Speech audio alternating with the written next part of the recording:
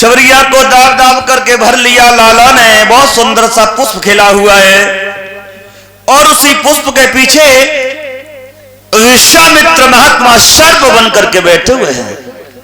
और जैसे ही सुंदर से पुष्प को निहारा, जैसे ही पुष्प तोड़ने के लिए हाथ बढ़ाया, महात्मा विश्वामित्र ने सर्प बन करके लाला को डस लिया।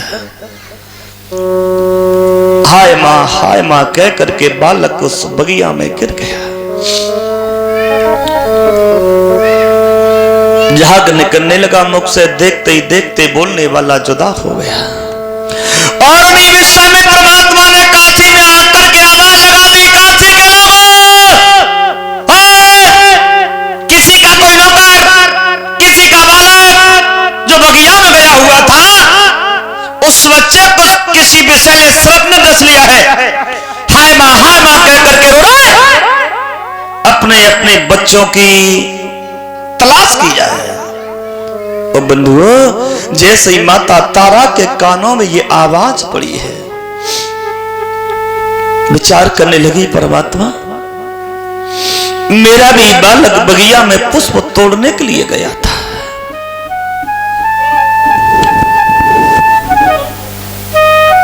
कहीं ऐसा न हो कि मेरे बच्चे को सर्प ने डस लिया हो। ये दौड़ करके ब्राह्मणी के पास पहुंची। भैया आपने सुना, अभी कोई आवाज लगाता हुआ ये कहता जा रहा था, किसी का बालक जो बगिया में गया था उसको सर्प ने डस लिया है। भैया मेरा भी पुत्र बगिया में गया है। ब्राह्मणी चिल्ला करके बोली, हाँ काशी नगरिया में तू अकेली पुत्रों वाली रह गई है, किसी के कोई बेटा नहीं है। हमारे पति का व्रत उद्यापन है, तुझे बच्चे की पड़ रही है। और बंधुओं बहनों ध्यान रखना, इसे कहते हैं पराधीनता। पराधीनता की बेड़ियां जिनके पैरों में पड़ी होती है साहब, वो जीवन कभी सुख का अनुभव कर नहीं पाता। अब विचार करना, आप तोते को चाहे सोने के पिंजरे में क्यों न बंद कर दो, मोती चुगने के लिए डाल दिया जाए, फिर भी वो तोता कैद में रहता है। विद्वान तो ये कहते हैं, पराधीन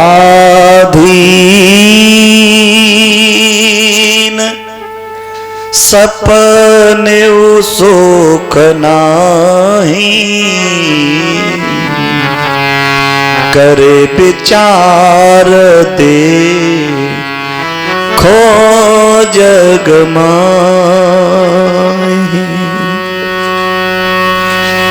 बंधुओं बहनों, पराधीनता की बेड़ियां जिनके पैरों में पड़ी होती हैं, वो जीवन कभी सुख का अनुभव नहीं कर पाता।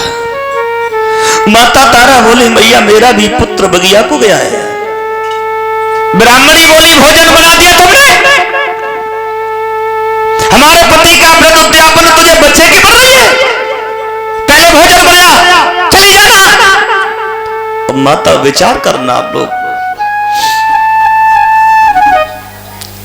कौन ऐसी अभागिनी मां होगी जिसे पता चल जाए मेरे बेटे की मौत हो गई, और वो माता घर गृहस्थी का काम करेगी साहब। लेकिन बाहरी पराधीनता में जकड़ी माता आज भोजन बनाती है, और जैसे ही भोजन बनाने को तैयार हुई, ब्राह्मणी बोली, आंसू नहीं आ जाए, आंसू गिर गया तो आटा पवित्र हो जाएगा, पहले भोजन बनाओ उसके बाद चली जाना। हृदय को वज्र का करके माता भोजन बनाती साहब। उसके बाद आज्ञा लिए है, और आज्ञा लेकर के आज माता तारा बगिया के लिए चली है। विचार करती जा रही है, परमात्मा ये अन्याय मेरे साथ नहीं करेगा। मेरे पति हमें पहले ही छोड़ करके दूसरी जगह रह रहे हैं, मैं तो पुत्र रोहित के सहारे से ही अपना जीवन गुजार रही थी। मेरे जीवन का एकमात्र सहारा रोहित है, भगवान मुझसे जुदा नहीं करेगा। लेकिन भक्तजनों, जैसे ही माता तारा बगिया में पहुंची है, वो बगिया का दृश्य देखा, आंखें फटी की फटी रह गई। छवरिया कहीं बिखरी पड़ी है, पुष्प इधर उधर पड़े हुए हैं। बालक रोहित रोष में आधा इधर पड़ा है आधा उधर पड़ा है। बच्चे के मुख से झांकने कर रहा है। और जैसे ही माता ने ये दशा देखी, ये दृश्य देखा, दौड़ करके बच्चे की लात में जा करके गिर गई और रो करके बोली, बेटा लाला ये क्या हुआ, ये क्या हुआ? और रो के एक बात कहती है, लाला